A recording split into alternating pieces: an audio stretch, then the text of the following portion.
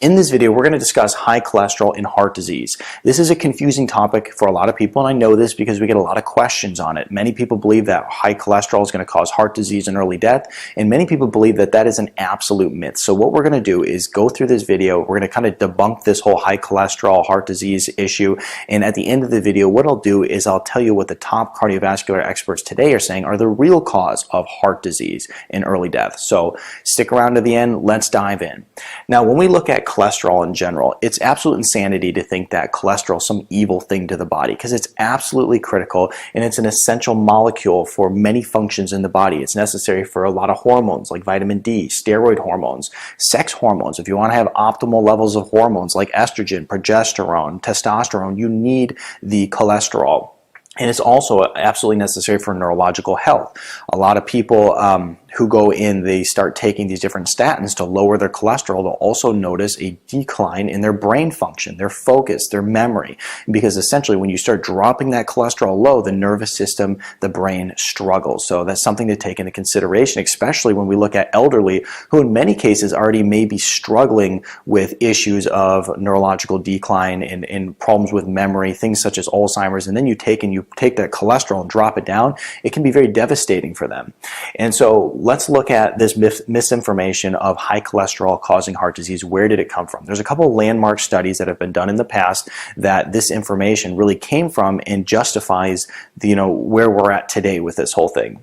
So there was a lipid hypothesis by Ansel Keys. Now this was basically going in and saying that high cholesterol causes heart disease. He went around to many different countries, and at those different countries, this is what he found. Now he was criticized highly by his peers because basically he had a narrative that he wanted to fulfill. That narrative was that high cholesterol causes heart disease. So what he did is he focused on the countries where this tended to correlate, but he took all the different information that he had from the other countries out of the study. And so basically, like I said, his peers criticized him highly for it, and this is why it has remained as the lipid hypothesis. The bad part is that much of what he had said has become truth today when it comes to how high cholesterol is dealt with.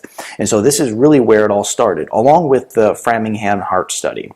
Now this study is pretty interesting because it's the same thing. They're basically saying high cholesterol causes heart disease, but they found a couple other interesting things out in the video, in the study. And what they had found is that, first of all, that regardless of the dietary cholesterol, your serum cholesterol remained pretty much level. So it had a pretty much insignificant impact, because we're told all the time that if you eat saturated fats that you're going to increase your cholesterol and cause heart disease. Well, in this study, regardless of how flawed it was, they did find that really didn't matter that much. Now when we look at the Framingham study, basically one of the doctors involved with it by the name of George, he basically went and said this was the greatest scam ever perpetrated on the American public, because it was another study that was used to justify all the cholesterol medication based on their findings. And so this is where a lot of the truth that we believe today on cholesterol has come from, once again.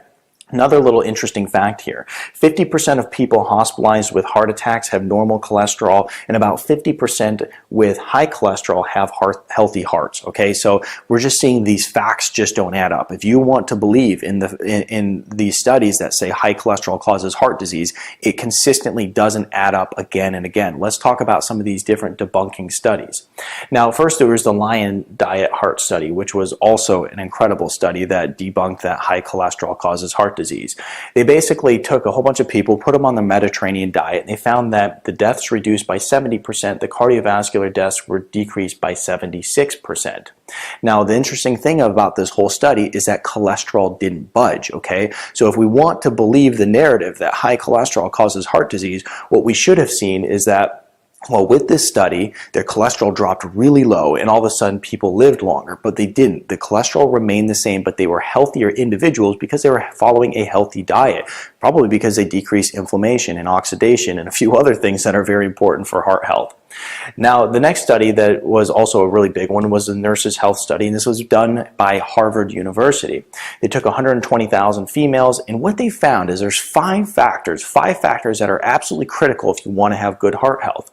First of all, you want to keep your BMI under 25, and I think these are good factors. You want to not smoke, seems pretty obvious. You want to exercise daily, moderate to rigorous exercise for 30 minutes. eat low sugar and high omega-3s, so making sure that you're eating a low sugar diet, getting lots of healthy fats. And then also drink alcohol in moderation, which seems like a pretty good rules to live by. Now, is this a scam, this whole high cholesterol and heart disease? Is it because, you know, there's a couple studies that weren't very good, that were very flawed, that, you know, most of the information is based on when we talk about high cholesterol and heart disease? And then there's a tons of studies that debunk it, but yet still in traditional healthcare, it is, they've determined that high cholesterol causes heart disease. So is it a scam? Well, first of all, when we look at the medications for cholesterol, this is a $30 billion plus industry a year, okay? The next thing is very interesting is the National Cholesterol Education Program lowered the optimal levels back in 2004. So this is always interesting when they do this, because they've done it with many different other conditions, you know, whether it's high blood pressure or whether it's, you know, blood sugar levels.